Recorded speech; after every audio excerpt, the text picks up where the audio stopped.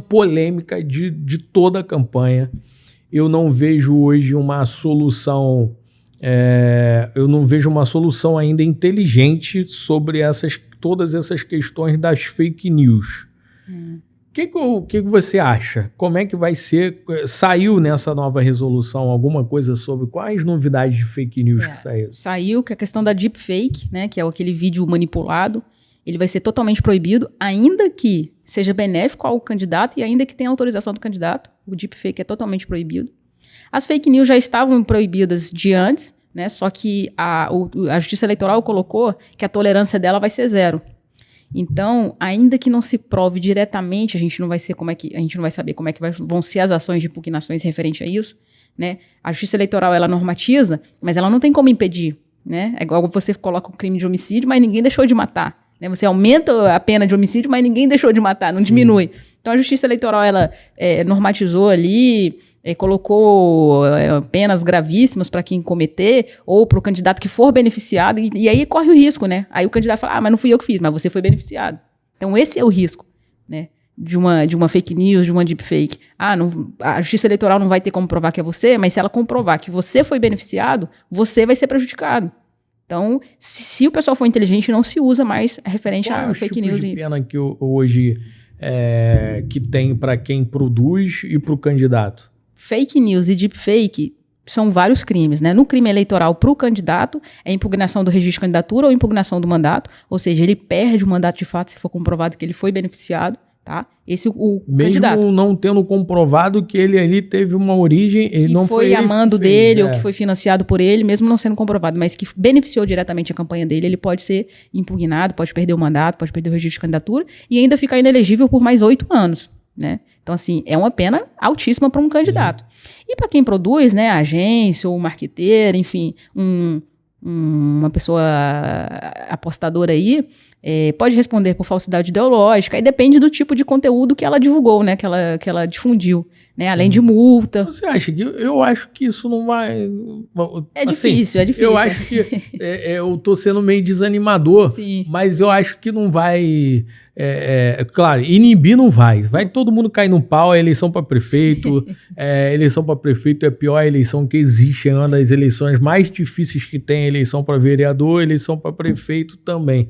Mas eu tô incrédulo, desculpa, você que você é advogada, você defende a justiça e tal, mas eu tô incrédulo, eu acho que hoje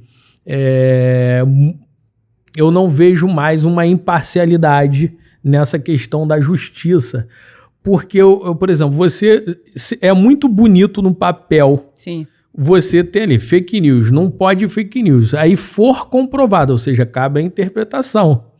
Se for comprovado que você foi beneficiado por uma fake news,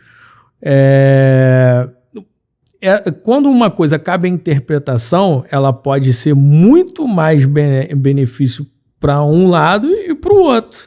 Fica na interpretação do judiciário, não é uma coisa... Por exemplo, se eu sou candidato, o meu próprio adversário pode fazer uma fake news para me beneficiar. Pode, entendeu? Claro. Então, ou seja, porque cabe a interpretação de juiz. Eu vou tomar muito cuidado que eu vou falar isso, vou deixar contigo, porque essas coisas aqui de política, eu estava falando aqui no outro podcast, isso aí mexe muito com a minha língua. Mas você vai por uma decisão de uma galera que é indicada política também. Sim. E aí?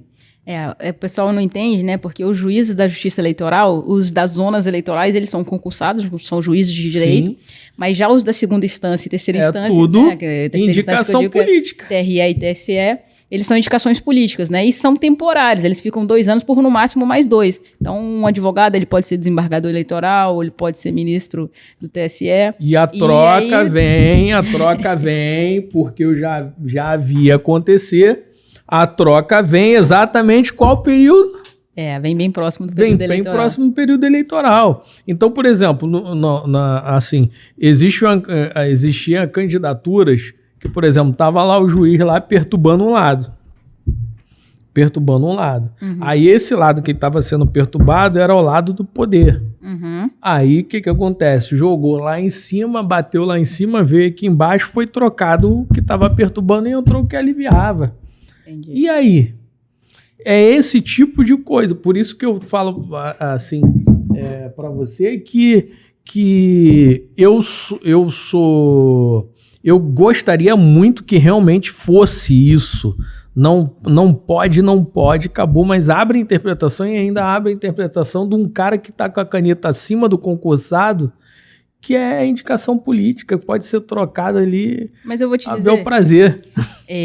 No direito, tudo cabe interpretação, né? O direito não é uma ciência exata, é uma ciência humana. Então, seja no direito eleitoral, no civil, no penal, ele sempre vai caber a interpretação. Por isso que existem advogados, um de cada lado, e o juiz no meio, o juiz vai decidir em qual parte ele vai acreditar. Né? No direito eleitoral, tem esse adendo aí que dificulta ainda mais, porque os juízes ali de segunda instância, né, eles são indicados por questões políticas. Mas a gente sempre tem recurso e por isso que é importante ter uma advocacia combativa, uma advocacia preventiva, porque o advogado ele vai saber identificar quando o juiz está prejudicando e ele vai tomar atitudes ali que, de alguma forma, o juiz também não vai colocar toda a carreira dele ou o nome dele em xeque por conta de um candidato. Existem ferramentas que o advogado consegue Exatamente. Meio que se proteger desse como é que se fala? Dessa militância. Militância jurídica, digamos jurídica, assim. Exatamente. É muito triste. A gente tem municípios que a gente trabalha e a gente sabe que o judiciário ele tende a favorecer essa galera do interior. Tende a favorecer determinados candidatos, né? E às vezes nem chega ali em quem caneta, né? Mas assim, nos próprios servidores ali tem essa dificuldade pra gente. Mas aí a gente enche de petição, e aí se precisar ir no CNJ, nós vamos no CNJ, coloca a denúncia, e a gente monta, olha só, eu tive um problema na última eleição, em que eu pedia, ele sentava em cima, ele não colocava nem que sim, nem que não, porque ele não tinha que colocar que não pra mim. Estava muito bem fundamentado e muito bem elaborado com provas robustas. Então ele não podia falar que não pra mim. Então, pra não falar que não, ele sentou em cima, ele só não falou que sim, nem que não.